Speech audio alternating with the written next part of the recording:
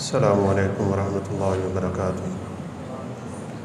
ان الحمد للہ نحمده ونستعینه ونستغفره ونعوذ باللہ من شرور انفسنا ومن سیئات اعمالنا من يهده الله فلا مضل له ومن يضلله فلا هادي له۔ أشهد أن لا إله إلا الله وحده لا شريك له وأشهد أن محمدا عبده ورسوله۔ أما بعد فإن أحسن الحديث كتاب الله وخير الهدي هدي محمد صلى الله عليه وسلم وشر الأمور محدثاتها وكل محدثة بدعة وكل بدعة ضلالة وكل ضلالة في النار۔ يا أيها الذين آمنوا اتقوا الله حق تقاته ولا تموتن إلا وأنتم مسلمون۔ يا أيها الذين آمنوا اتقوا الله وقولوا قولا سديدا يصلح لكم أعمالكم ويغفر لكم ذنوبكم ومن يطع الله ورسوله فقد فاز فوزا عظيما۔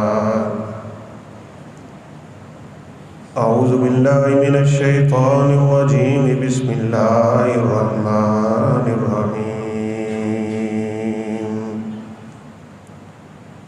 وإذا سألك عبادي عني فإني قريب أجيب دعوة الداعي إذا دعانِ فليستجيبوا لي وليؤمنوا بي لعلهم يرشدون۔ وقال الله سبحانه وتعالى في مقام آخر، وقال ربكم ادعوني أستجب لكم إن الذين يستكبرون عن عبادتي سيدخلون جهنم داخرين۔ وقال النبي صلى الله عليه وسلم الدعاء سلاح المؤمن۔ رب اشرح لي صدري ويسر لي أمري واحلل عقدة من لساني يفقهوا قولي۔ رب زدني علما سبحانك لا علم لنا إلا ما علمتنا إنك أنت العليم الحكيم۔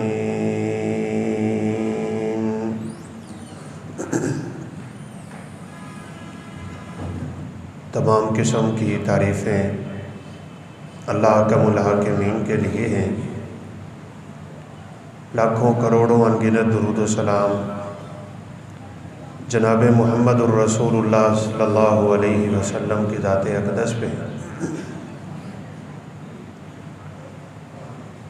رمضان المبارک کی اہم ترین عبادتوں میں سے ایک بہت بڑی عبادت دعا ہے، اور دعا بندہ مومن کا ہتھیار ہے، اور دعا عبادت بھی ہے، اللہ رب العزت کو راضی کرنے کا ذریعہ بھی ہے۔ اگر کوئی شخص اللہ تعالیٰ سے دعا کرنا چھوڑ دے تو اللہ تعالیٰ اس سے ناراض ہو جاتے ہیں۔ رسول اللہ صلی اللہ علیہ وسلم کا فرمان ہے، من لم یسأل اللہ یغضب علیہ، جو اللہ سے مانگے نہیں تو اللہ رب العزت اس سے ناراض ہو جاتا ہے۔ دنیا کے لوگوں سے مانگو گے وہ مانگنے پہ ناراض ہوتے ہیں، لیکن اللہ رب العزت کی ذات ایسی عظیم ذات ہے کہ نہ مانگنے سے ناراض ہوتا ہے۔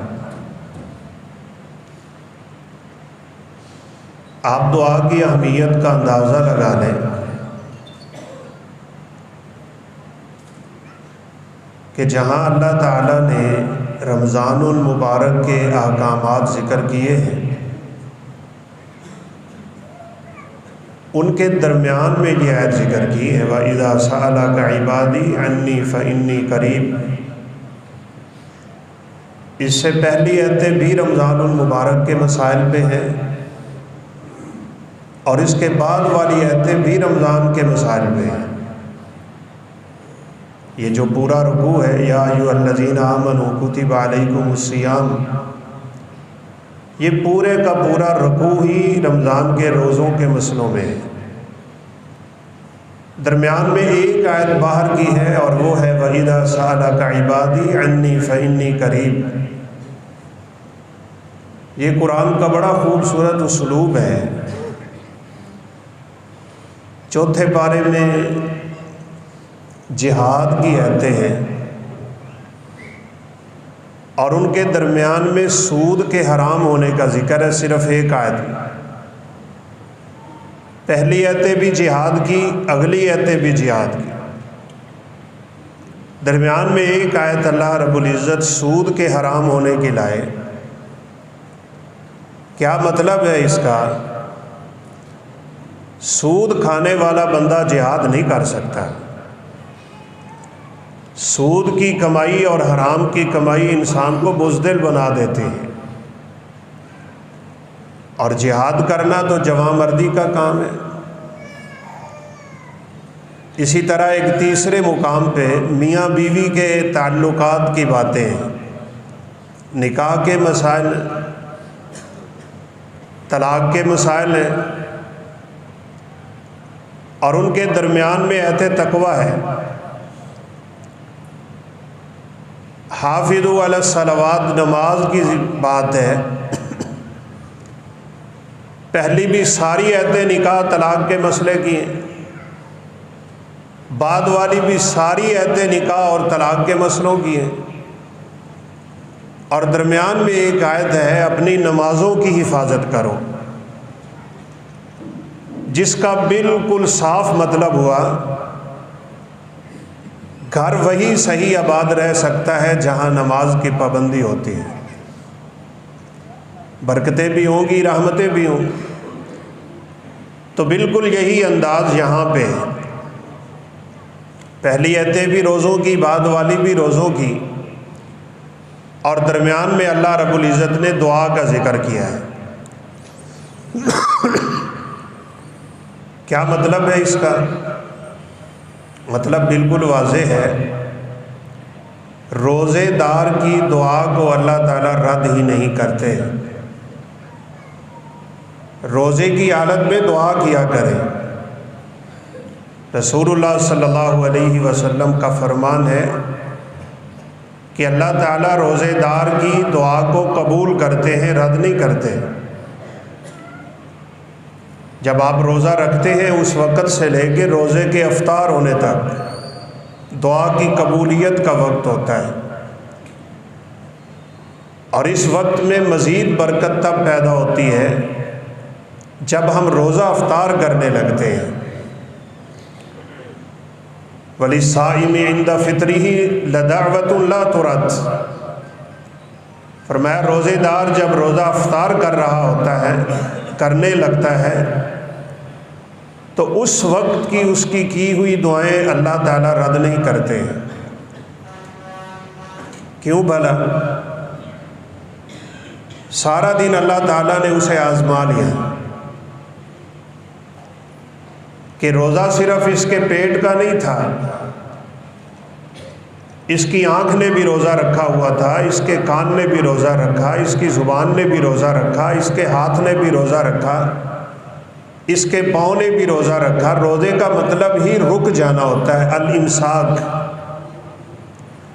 ہر گناہ سے رکا رہا، اور رکا بھی اللہ کے لیے رہا ہے.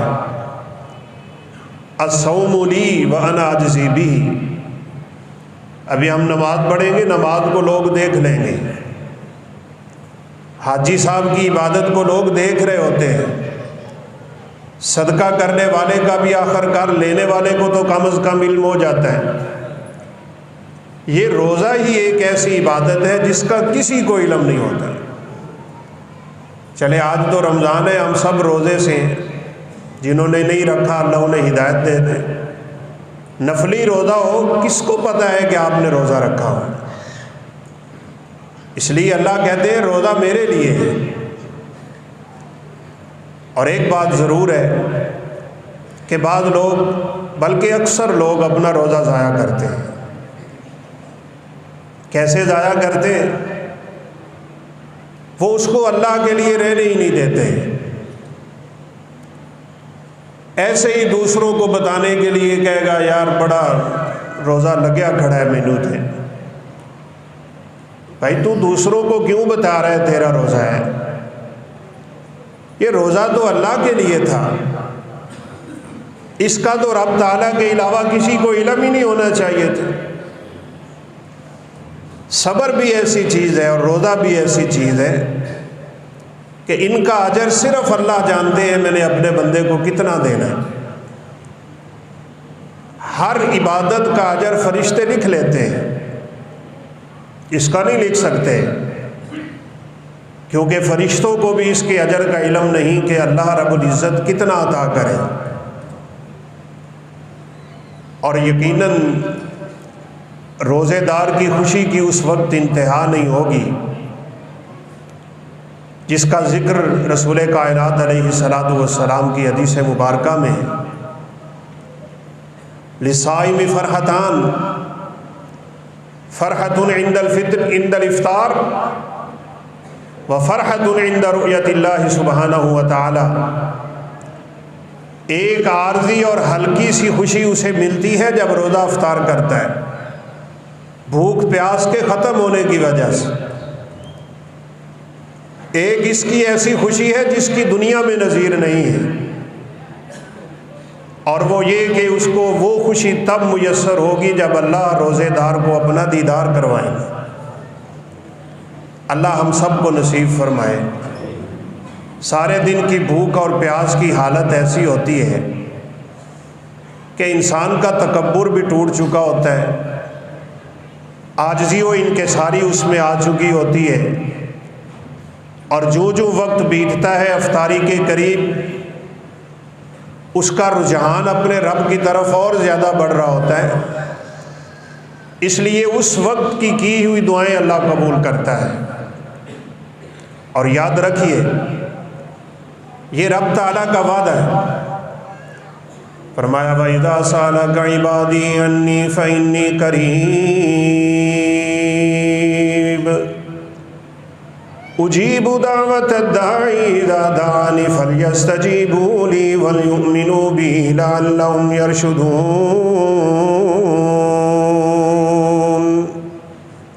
میرے بندوں کو بتا دو، اے میرا پیغمبر میرے بندوں کو بتا دو، میرے بارے میں پوچھتے ہیں فَإِنِّي قَرِيبٌ، میں بڑا قریب. ذات کے اعتبار سے نہیں، یہاں بات عقیدے کی بھی ہے. ذات کے اعتبار سے اللہ ہمارے قریب نہیں ہے. عرش پہ ہے، الرحمن علی العرش استویٰ.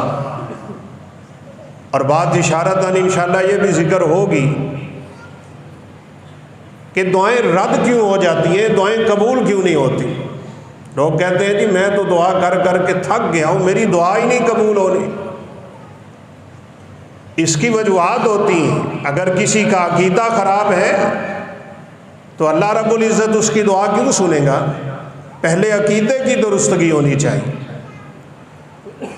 اپنی ذات کے اعتبار سے اللہ عرش پہ ہے، یہ نہ کہا کریں اللہ حاضر ناظر ہے، یہ بڑا گندا عقیدہ ہے. کیوں حاضر ہے؟ کس لیے حاضر ہے؟ اس نے یہاں دنیا میں رہ کے لینا کیا ہے؟ اور بادشاہ کا کام کیا ہوتا ہے کہ وہ رعایا میں بیٹھے؟ ہمارے دنیا کے بادشاہوں کا دستور ہے کہ بادشاہ لوگوں سے الگ رہتا ہے، اس کا ایک مقام ہوتا ہے، اس کا ایک محل ہوتا ہے، اس کا ایک تخت ہوتا ہے، اس کی ایک شان ہوتی ہے، اس کا ایک وقار ہوتا ہے۔ لوگوں میں رہ کے ان کے مسئلے حل کرنا یہ بادشاہوں کا کام نہیں ہوتا۔ بادشاہ کا کام ہوتا ہے آرڈر جاری کرنا۔ اللہ لوگوں میں رہے گا؟ یہ صوفیوں کا پھیلایا ہوا گندا عقیدہ، میں خانے میں تو، بت خانے میں تو، مسجد میں تو، ممبر میں تو، محراب میں تو، چاند تاروں میں تو، مرغزاروں میں تو، جہاں دیکھو تو ہی تو ہے، یہ گندا عقیدہ ہے۔ اللہ اپنے عرش پہ مستوی، ہاں طاقت کے اعتبار سے، قوت کے اعتبار سے، پکڑ کے اعتبار سے، سمع و بصر کے اعتبار سے، اور اپنی صفات کے اعتبار سے وہ ہر جگہ پہ۔ جیسے سیدنا عبداللہ بن عباس رضی اللہ تعالیٰ عنہ کیا خوب کہا کرتے تھے، اللہ اکبر، کہ رات کا اندھیرا ہو، کالا پتھر ہو، کالی چیونٹی ہو، اس پتھر کے نیچے چل رہی ہو، یعلم دبیب النمل، وہ اتنا جاننے والا ہے کہ وہ اس چونٹی کی حرکت کو بھی جانتا ہے، اس کے چلنے کی آواز کو بھی سنتا ہے۔ اور امام ابن قیم رحمۃ اللہ علیہ اس پہ مزید اضافہ کیا کرتے تھے کہ وہ چیونٹی کے منہ کو بھی دیکھتا ہے۔ چیونٹی جو خوراک توڑتی ہے اور توڑتی ہوئی اپنی رگوں میں لے کے جاتی ہے، وہ اس رگ کو بھی جانتا ہے جس میں اس کی خوراک جا رہی ہوتی ہے۔ علم کے اعتبار سے وہ ہر جگہ، سماعت کے اعتبار سے ہر جگہ، بصارت کے اعتبار سے ہر جگہ، قوت کے اعتبار سے ہر جگہ، قدرت کے اعتبار سے ہر جگہ، طاقت کے اعتبار سے ہر جگہ، جہاں چاہے، جس کو چاہے، جس حالت میں چاہے پکڑ لے۔ لیکن اللہ اپنی ذات کے اعتبار سے اس دنیا میں نہیں ہوتا ہے۔ الرحمن علی العرش استویٰ، یہ اپنا عقیدہ خوبصورت بنا لے، اللہ اپنی ذات کے اعتبار سے اوپر، لیکن قریب بھی ہے۔ اللہ اکبر، اللہ کے لیے مثالیں نہیں دی جا سکتی۔ فلا تضربوا للہ الامثال، سورج کہاں کھڑا ہے ہمارے ساتھ بھی ہے، چاند کہاں ہوتا ہے ہمارے ساتھ بھی ہے۔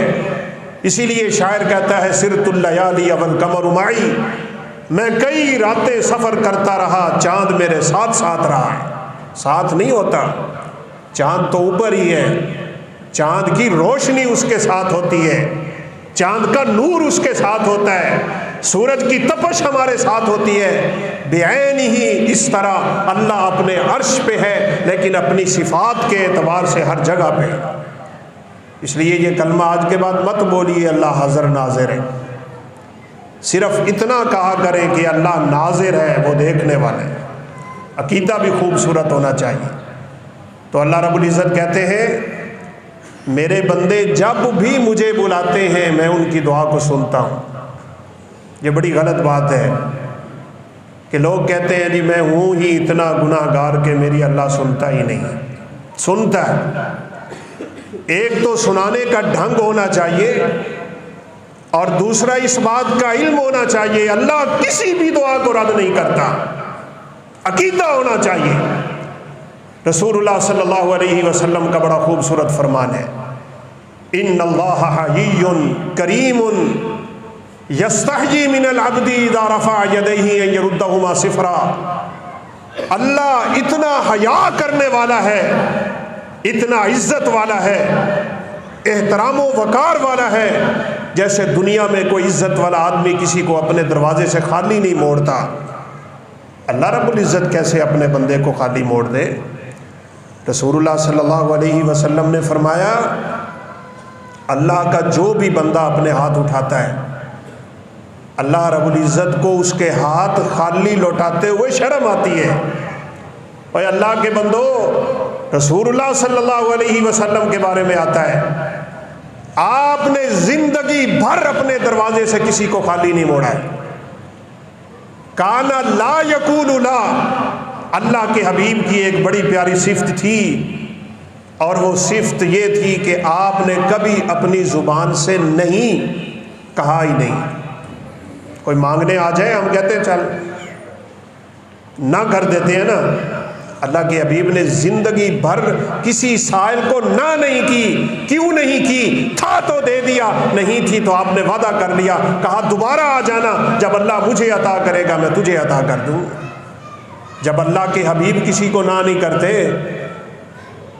تو کائنات کا خالق اور مالک اپنے بندے کے ہاتھوں کو لوٹائے گا؟ نہیں۔ یہ نظریہ ہی ختم کر دے کہ اللہ سنتا نہیں ہے۔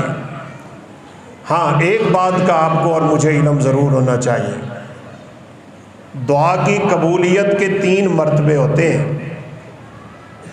آپ سن کے حیران ہوں گے، اس کا سب سے گھٹیا مرتبہ، سب سے ادنا مرتبہ اور اس کی قبولیت کا سب سے ہلکا مرتبہ یہ ہوتا ہے کہ ہم جو مانگے وہ اللہ ہمیں عطا کر۔ ہم پتہ کیا سمجھتے ہیں؟ ہم کہتے ہیں جی میں تو اولاد مانگی جا رہا ہوں، اللہ مجھے اولاد نہیں دے رہا، تو اس کا مطلب ہے کہ اللہ میری نہیں سن رہا۔ ایسا نہیں ہے۔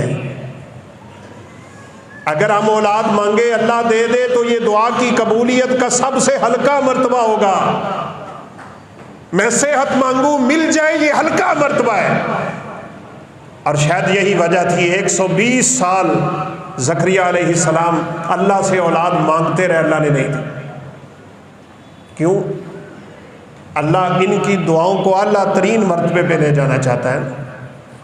ادنا مرتبہ جو ہم مانگے وہ مل جائے، اس کا درمیانہ مرتبہ یہ ہوتا ہے کہ جو ہم نے مانگا اللہ نے وہ تو نہیں دیا، اس کے بدلے اور بہت کچھ دے دیا۔ کوئی مصیبت آنی تھی ہٹا لی، کوئی آفت تھی ہٹا لی، کوئی بارش تھی ہٹا لی، کوئی طوفان تھا ہٹا لیا، کوئی زلزلہ تھا، سیلاب تھا، کوئی بہت بڑی مصیبت آن پڑنی تھی، ہماری اس دعا کی وجہ سے اللہ اس کو ہٹا لیتا ہے۔ یہ دعا کی قبولیت کا درمیانہ درجہ ہے۔ اور تیسرا درجہ تو کیا کمال ہے، اللہ اس دعا کو اپنے پاس ہی رکھ لیتا ہے۔ یہ ساری کی ساری دعائیں اس بندے کے لیے قیامت والے دن قبول ہو جائیں گی، اور اللہ قیامت والے دن اس بندے کی نجات کا فیصلہ کر دے گا۔ اس لیے یہ مت کہا کریں کہ میری اللہ سنتا نہیں ہے۔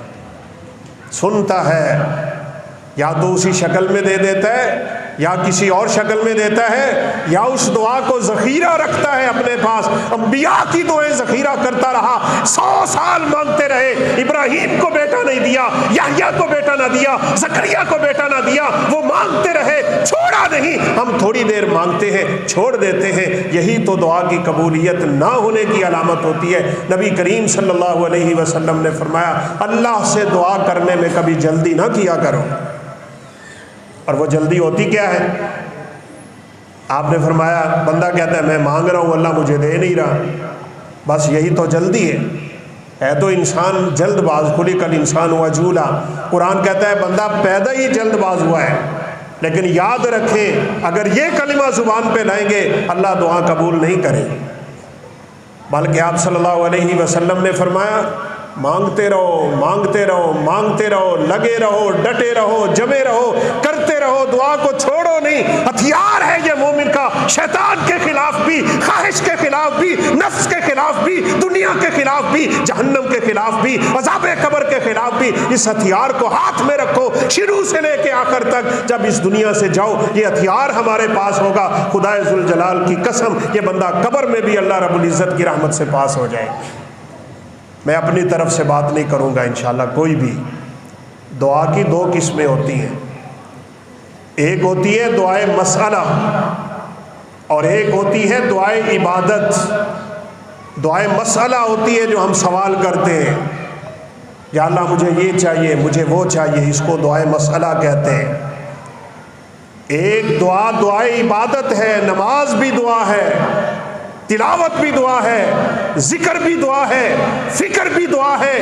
اللہ رب العزت نے کوئی نیکی کی توفیق دی، اس کو دعا میں اللہ شامل کرتے ہیں، کیونکہ ہم اپنے رب کو ہی تو پکارتے ہیں، پکار کو ہی تو دعا کہتے ہیں۔ وَقَالَ رَبُّكُمُ ادْعُونِي أَسْتَجِبْ لَكُمْ، اللہ کہتے ہیں مجھے پکارو، أَسْتَجِبْ لَكُمْ، میں تمہاری ساری پکاریں سن لوں گا۔ اللہ اکبر۔ آپ صلی اللہ علیہ وسلم نے ایک آدمی کو سنا، یہ چیزیں یاد کرو، کیا کہہ رہا ہے؟ اللہم انی اسألک بکل اسم ہوا لک. یہ دعا خود رسول اللہ صلی اللہ علیہ وسلم بھی کیا کرتے تھے. اور یہاں بڑے نکتے کی بات ہے. اللہ اکبر. زکریہ علیہ السلام جب بوڑھے ہو گئے نا، 120 سال کی عمر ہو گئی اور اولاد نہیں تھی، اور اس عمر میں انسان کو اولاد کی امید بھی ختم ہو جاتی ہے، سیدھی بات ہے. تو ایک دن آئے تو کیا دیکھا؟ مریم کے پاس بے موسم پھل ہے علیہ الصلاۃ والسلام. پوچھتے ہیں مریم انا لکی ھذا، یہ پھل تیرے پاس کہاں سے آ گئے؟ قالت ہوا من عند اللہ. مریم کہنے لگی یہ رزق مجھے اللہ رب العزت نے عطا کیا ہے. اللہ اکبر. ہنالک دعا زکریا ربہ. وقت کے نبی کی بات سنیں.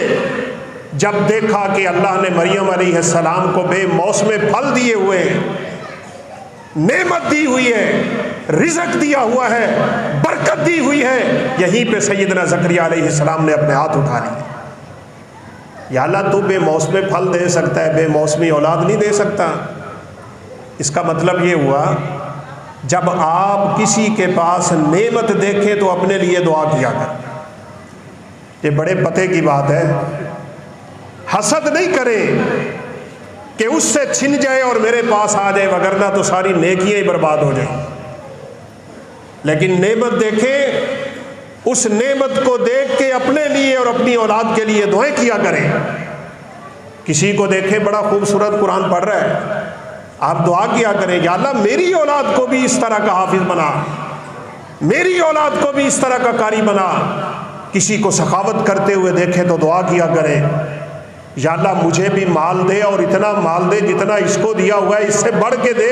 جتنا یہ صدقہ کر رہا ہے میں اس سے کہیں بڑھ کے تیرے رستے میں انشاءاللہ صدقہ کروں گا. ایسی دعاؤں کو اللہ قبول کر لیتا ہے. اور ایک حدیث تو ویسے ہی بڑی پیاری ہے. آپ صلی اللہ علیہ وسلم نے فرمایا اگر کسی بندے کے پاس کوئی نعمت نہ ہو نا، ایک شخص غریب ہے، صدقہ نہیں کر سکتا، اس کے پاس دولت ہے ہی نہیں، ایک امیر آدمی کو دیکھا وہ صدقہ کر رہا ہے.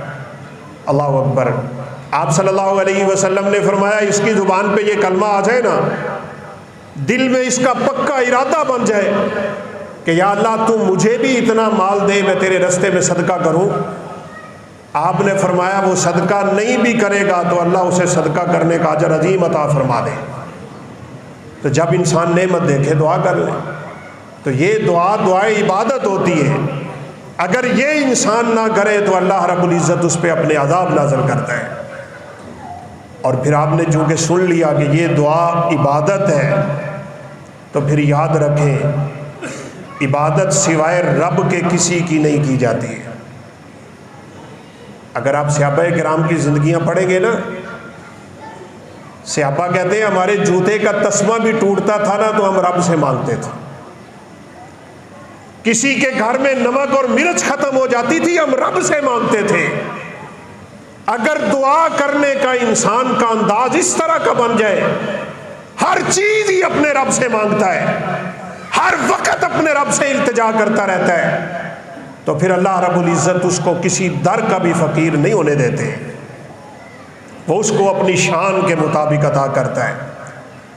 صحت ہو تب بھی رب سے دعائیں کیا کریں، وسعت ہو تب بھی رب سے دعائیں کیا کریں، دولت ہو تب بھی رب سے دعائیں کیا کریں، خوشی ہو تب بھی رب سے دعائیں کیا کریں. اگر ان حالات میں انسان دعاؤں کو اپنی روٹین اور وتیرہ بنائے رکھتا ہے تو رسول اللہ صلی اللہ علیہ وسلم نے فرمایا مشکل کی گھڑی میں اللہ اپنے بندے کا ہاتھ خود تھام لیتا ہے. ہمارے ہاں جب مصیبتیں آن پڑتی ہیں تو رب کو پکارتے ہیں تو اللہ رب العزت کی طرف سے گویا کہ آواز تو آتی ہوگی، تیری آسانی کے دن جب تھے تو نے مجھے یاد ہی نہ کیا، اور آج مصیبت کے وقت یاد کرتا ہے. اگرچہ مصیبتیں دور کرنے والا وہی ہے. اس لیے یہ عقیدہ بھی پکا اور ٹھکا بنا لیں، اللہ رب العزت کے علاوہ کسی کو پکارنا نہیں چاہیے. ساڈی تیرے اگے تیری رب اگے، اور پتہ نہیں ہماری زبان پہ کون کون سے کلمے ایسے جاری ہو جاتے ہیں کہ ہمارے الفاظ میں شرک شامل ہو جاتا ہے.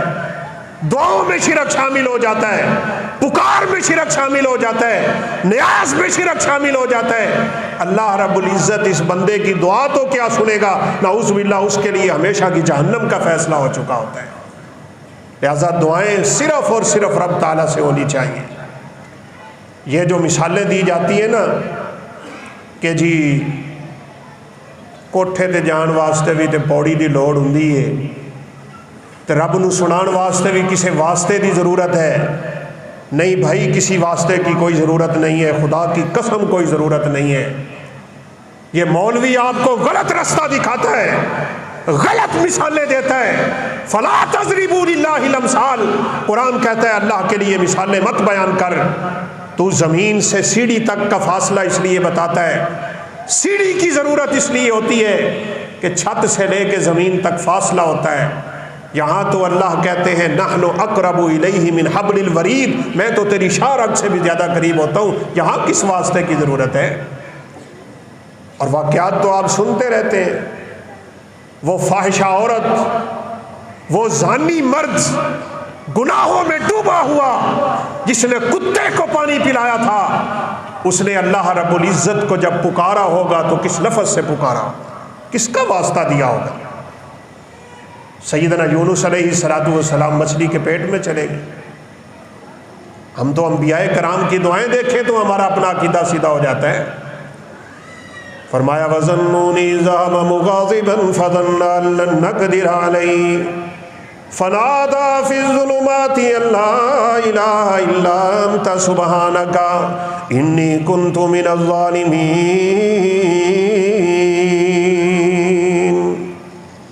پیٹ کس کا؟ مچھلی کا۔ سمندر کا اندھیرا، پانی کا اندھیرا، رات کا اندھیرا، مچھلی کا اندھیرا، پیٹ کا اندھیرا کوئی نہیں سن سکتا تھا۔ رب کعبہ کی قسم اٹھا کے کہتا ہوں آدم کو نہیں پکارا، ان سے پہلے گزرنے والے کسی کو نہ پکارا، نہ شیش کو، نہ لوط کو، نہ کسی کو، کوئی نہیں تھا سننے والا وہاں پہ، صرف اور صرف اللہ کی ذات سننے والی تھی۔ اور اللہ رب العزت کے الفاظ بھی سن لے، اللہ کیا کہتے ہیں۔ اللہ رب العزت نے فیصلہ دیا، فرمایا اگر فلولا انہ کان من المسبحین للبث فی بطنہ الی یوم یبعثون، مچھلی کے پیٹ میں بھی اور اس سے پہلے بھی اگر یونس علیہ السلام مجھے نہ پکارتے ہوتے، قبر کی اندھیرے تک اور قیامت کے قائم ہونے تک یونس علیہ السلام کو کوئی مچھلی کے پیٹ سے نہیں نکال سکتا تھا۔ یوسف علیہ السلام نے کس کو پکارا ہوگا کنویں میں؟ اس لیے مولویوں کی باتوں پہ مت جائیں، اللہ رب العزت کو پکارے، ڈائریکٹ پکارے، کسی وقت پکارے، اور روزے کی حالت ہو تو پھر تو خوب اللہ سے دعائیں کیا کریں۔ اللہ رب العزت روزے دار کی دعاؤں کو رد نہیں کرتا ہے۔ کچھ اوقات دعاؤں کی قبولیت کے ہوتے ہیں، ان کو ضائع نہ ہونے دیا کریں۔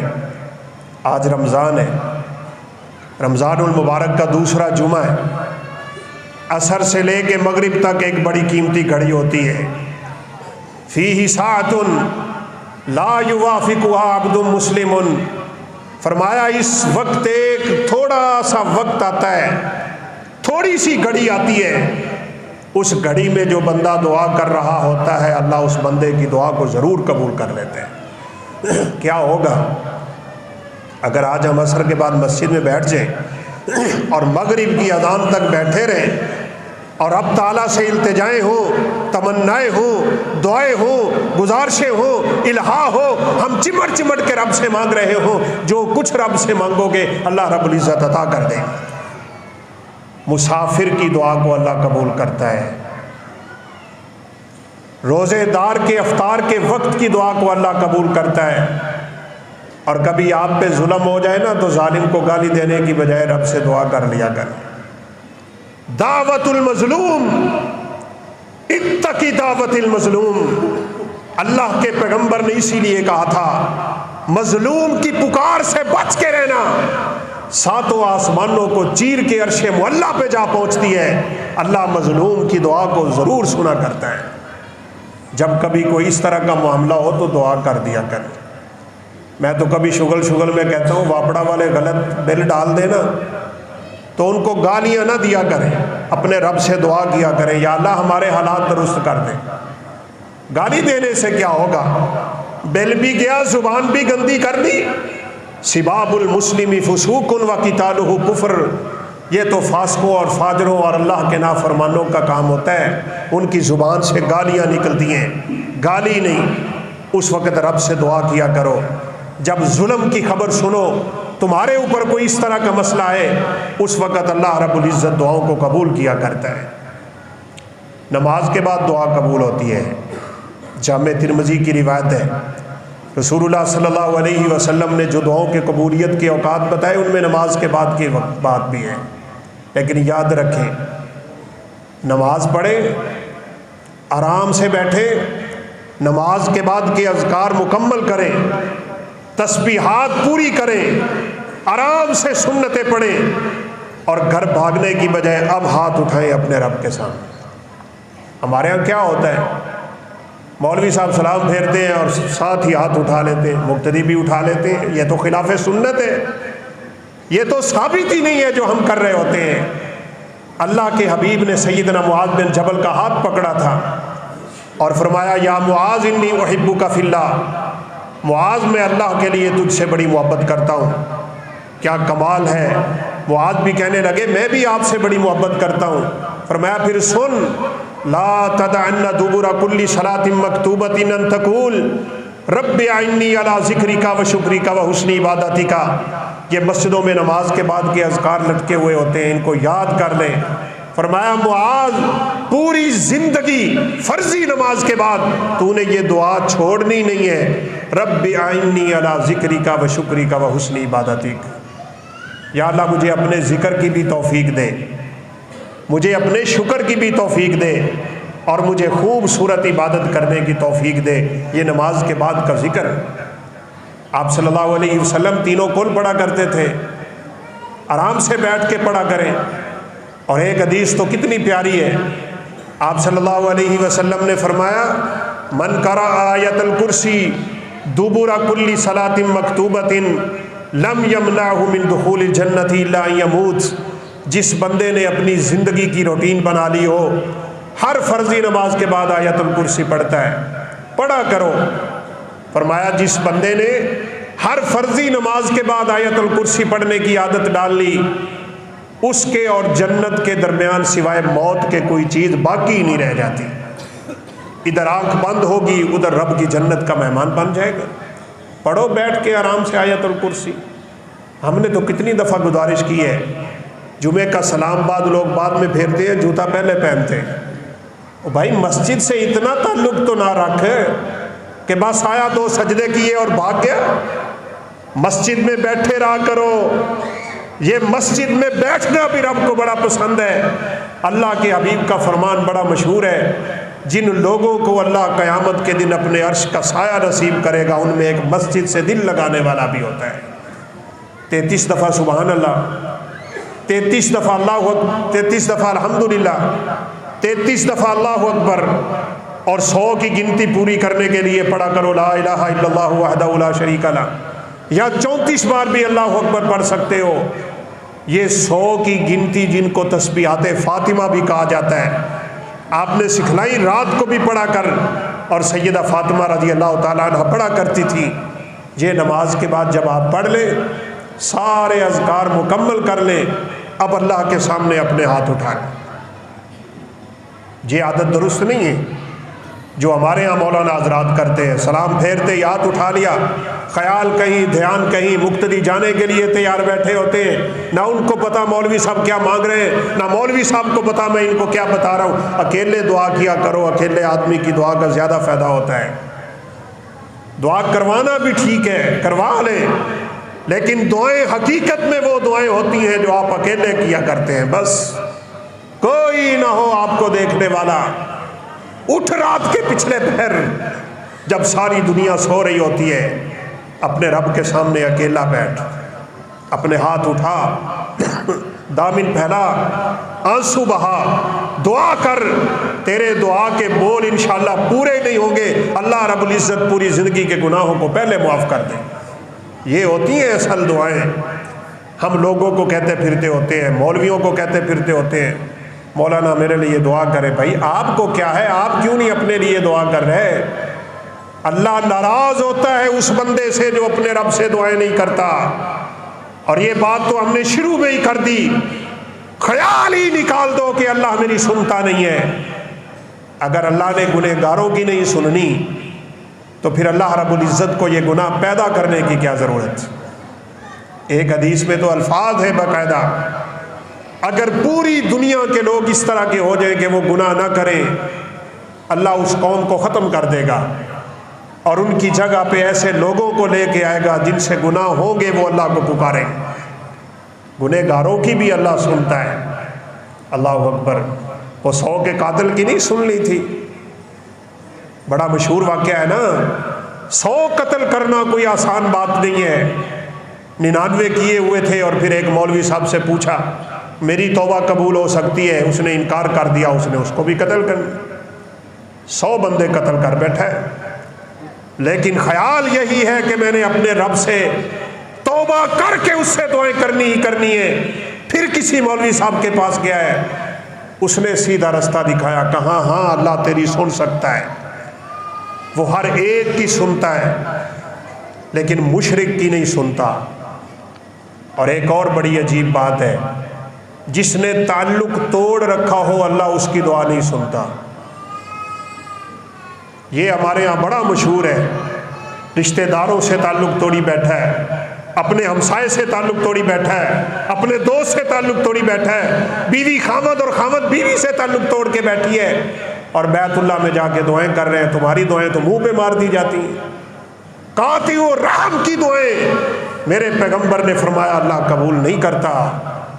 دعاؤں کی قبولیت کے لیے بنیادی شرط یہ ہے کہ تیرا دل صاف ہونا چاہیے, اس میں کوئی میل کچیل نہ ہو, اس میں کوئی نفرت نہ ہو, حسد بغض اور کینہ نہ ہو, عداوت اور دشمنی نہ ہو, کسی کے خلاف کی سوچ نہ ہو. بالکل صاف ذہن رکھ کے جب رب کو پکارو گے تو اللہ سن لے. اللہ اکبر. اس کی زندگی سے بھی ہم یہی سبق سیکھا کرتے ہیں. 100 قتل کرنے کے بعد جب اس کو کسی حضرت نے یہ رستہ دکھا دیا نا کہ اللہ تیری بھی سنے گا. اللہ اکبر.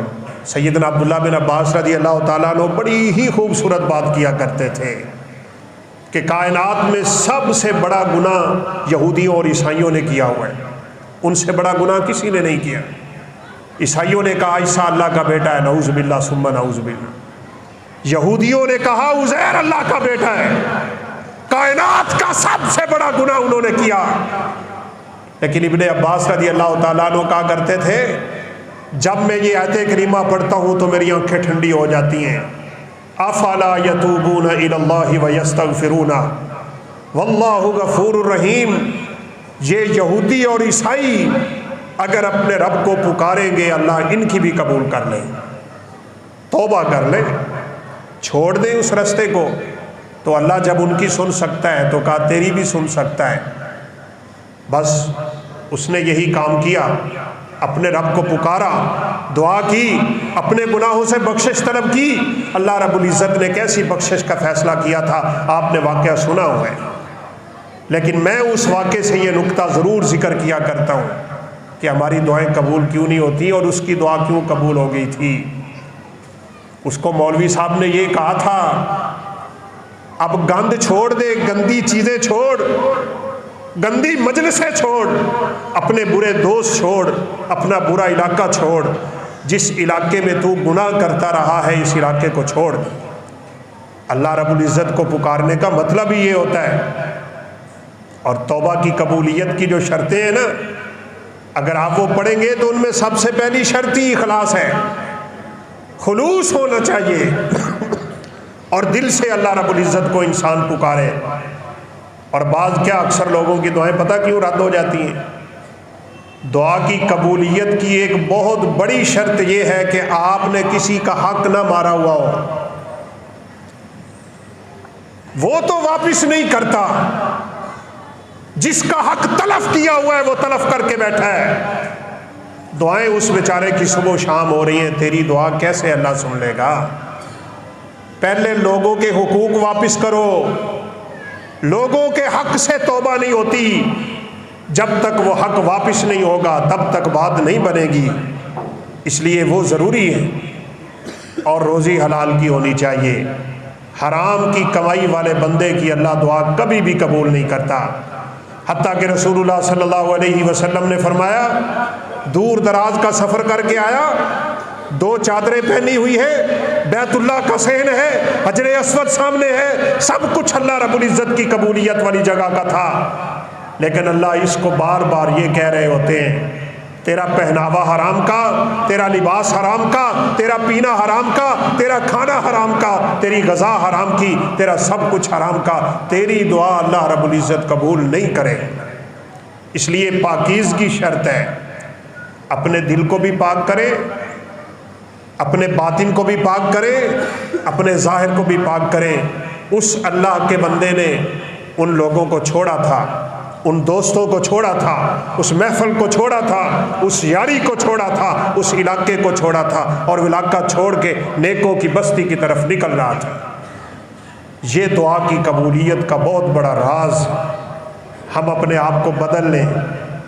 بعض لوگ ہوتے ہیں جس گناہ سے توبہ کرتے ہیں ہٹ کے پھر کر رہے ہیں، توبہ کرتا ہے پھر کرتا ہے، توبہ کرتا ہے پھر کرتا ہے۔ اور یاد رکھیں، توبہ کی آڑ پہ کیے ہوئے گناہوں کو اللہ معاف نہیں کرتا، نہ ہی اس توبہ کو قبول کرتا ہے، اور نہ ہی اس دعا کی طرف اللہ رب العزت نظر التفات کرتا ہے۔ دل میں یہ خیال رکھی بیٹھا ہوتا ہے کہ میں گناہ کر کے توبہ کر لوں گا، یہ کیسی توبہ ہے، یہ کیسی دعا ہے؟ اس کا مطلب ہوتا ہے انسان پوری زندگی اس سے ہٹ جائے، دیکھے نہ اس کو، بس ہمیشہ ہمیشہ کے لیے چھوڑ دے، پھر اللہ رب العزت دعاؤں کو قبول کیا کرتے ہیں۔ بات ختم کرتا ہوں، اس اللہ کے بندے کو اللہ نے توفیق دے دی، اس نے وہ علاقہ چھوڑ دیا، بڑی مشہور روایت ہے، نکلا نیکوں کی بستی کی طرف۔ آج رمضان المبارک ہے، دل میں تہیہ کر لیں، میں جو برا عمل کرتا تھا وہ چھوڑ دوں گا، میرے جو برے تعلق تھے وہ چھوڑ دوں گا، میری کمائی میں جو شکوک و شبہات کے مسئلے تھے وہ میں آج چھوڑ دوں گا، میں نے جو اللہ کو ناراض کرنے والی کچھ کیے ہوئے تھے آج سارے کے سارے چھوڑ دوں گا، تب جا کے یہ رمضان ہماری مغفرت کے فیصلے کروائے گا۔ نکلا، ابھی تھوڑی دور چلا ہے، اس کو موت آ گئی، بڑا مشہور واقعہ ہے، لیکن اس واقعہ میں جو اصل نکتہ ہے وہ ہمیں ضرور یاد رکھنا چاہیے۔ موت آنے کے بعد جنتی فرشتے بھی اترے ہیں، جہنم کے فرشتے بھی اترے ہیں۔ جہنم والے کہتے تھے ہم لے کے جائیں گے، 100 بندے کا قاتل ہے، جنتی کہتے تھے ہم لے کے جائیں گے، یہ اللہ رب العزت سے دعائیں کر چکا تھا، اس نے توبہ کر لی تھی، اپنا علاقہ چھوڑ دیا تھا، نیکی کی طرف جا رہا تھا، اب نیکی کی ایک رغبت اس کے دل میں پیدا ہو چکی تھی، ہم اس کے لیے جنت کے لیے انتظار کریں۔ لڑ رہے ہیں فرشتے، جنتی بھی اور جہنمی بھی، اللہ اکبر۔ اللہ رب العزت نے فرشتوں کو آواز دی، فرمایا لڑائی نہیں کرو، زمین کو ماپو، جس طرف قتل کر کے آ رہا ہے وہ زمین کم ہے تو جہنمی اٹھا لو، اور جدھر جا رہا ہے نیکوں کی بستی کی طرف اگر وہ زمین کم ہے تو نیکوکار اٹھا کے اس کو جنت کا مہمان بنا دیں۔ اب سیدھی سی بات ہے، جس طرف سے قتل کر کے آ رہا تھا زمین تو وہ تھوڑی، لیکن ہوا کیا؟ اللہ رب العزت نے اگلی زمین کو حکم دیا، التئمی، اے زمین تو سکڑ جا، تو قریب ہو جا۔ واقعہ بڑا مشہور ہے لیکن اس سے سبق سیکھ کے اٹھیے گا۔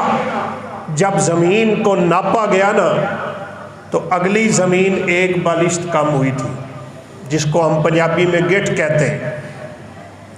ہم سوال کیا کرتے ہیں اللہ رب العزت کے حکم سے زمین سکڑ گئی تھی نا، صرف اتنی کیوں سکڑی ہے؟ میلوں میل سکڑ جاتی، مربوں کے مربے سکڑ جاتی، کئی ایکڑ سکڑ جاتی، چلے چند کنال سکڑ جاتی، چلے چند مرلے سکڑ جاتی، چند فٹ سکڑ جاتی، لیکن 1 بالشت کا کیا راز تھا؟ یہی وہ راز ہے جس راز پہ اللہ رب العزت نے اس کے لیے جنت کا فیصلہ کیا۔ یہی ہمیں چاہیے اپنے رب کو سنانے کے لیے اور اپنے رب سے قبول کرنے کے لیے۔ حدیث کے الفاظ ہیں، جب موت کا فرشتہ اس نے دیکھا، اور موت کا فرشتہ دیکھ کے انسان غش کھا کے زمین پہ گرتا ہے، یہ جب زمین پہ گرا اس نے نیکوں کے قریب ہونے کے لیے سینے سے زور لگایا تھا، وہ زور ایک بالشت لگا تھا، وہ ایک بالشت کا لگا ہوا زور اللہ کو پسند آ گیا، اور اللہ رب العزت نے اس کے لیے مغفرت کے فیصلے کر دیے۔ میں تو وہ کتے والی مثال میں بھی یہی کہا کرتا ہوں، وہ جتنا مرضی گنہگار تھا لیکن اس کے دل میں اخلاص تھا، اخلاص، اسی بیس پہ اللہ رب العزت نے اسے معاف کیا تھا۔ کتے کو پانی پلانا ہے، اور وہ بھی ایک آوارہ قسم کے کتے کو، کون ہم میں سے یہ کام کر سکتا ہے؟ خدا کی قسم دل ہی نہیں کرے گا۔ کنویں سے پانی بھرا اور اس کے پاس کچھ چیز ہی نہیں ہے جس سے وہ بھر کے لے جائے، اپنے جوتے میں بھرا، اب کنویں کی طرف اوپر چڑھتا ہے تو چڑھا نہیں جا رہا، اس نے وہ موزہ، وہ جوتا منہ میں رکھا تھا، منہ میں، اور جا کے کتے کے سامنے رکھا ہے۔ کیوں؟ میرا رب راضی ہو جائے۔ کتے کو تھوڑا راضی کرنا تھا، اس وقت اس کو دیکھنے والا کوئی نہیں تھا، خالصتاً اللہ کے لیے یہ کام کیا تھا اس نے۔ اس کو کتے سے امید بھی کوئی نہیں تھی۔ ہماری امیدیں بڑی ہوتی ہیں، ہم کسی کے ساتھ نیکی کریں تو کل کو تانا دے کھڑے ہوتے ہیں، لو میں نے تیرے ساتھ یہ کیا وہ کیا۔ یہ کام نہیں ہے۔ اخلاص سے ہم اللہ کو پکاریں گے تو اللہ سنے گا۔ اللہ رب العزت سے دعا ہے اللہ ہماری دعاؤں کو شرف قبولیت نصیب فرمائے، ہمیں زیادہ سے زیادہ دعائیں کرنے کی توفیق نصیب فرمائے۔ رمضان المبارک کی ساعتوں سے اللہ ہمیں مستفید ہونے کی توفیق دے۔ وآخر دعوانا الحمد للہ رب العالمین۔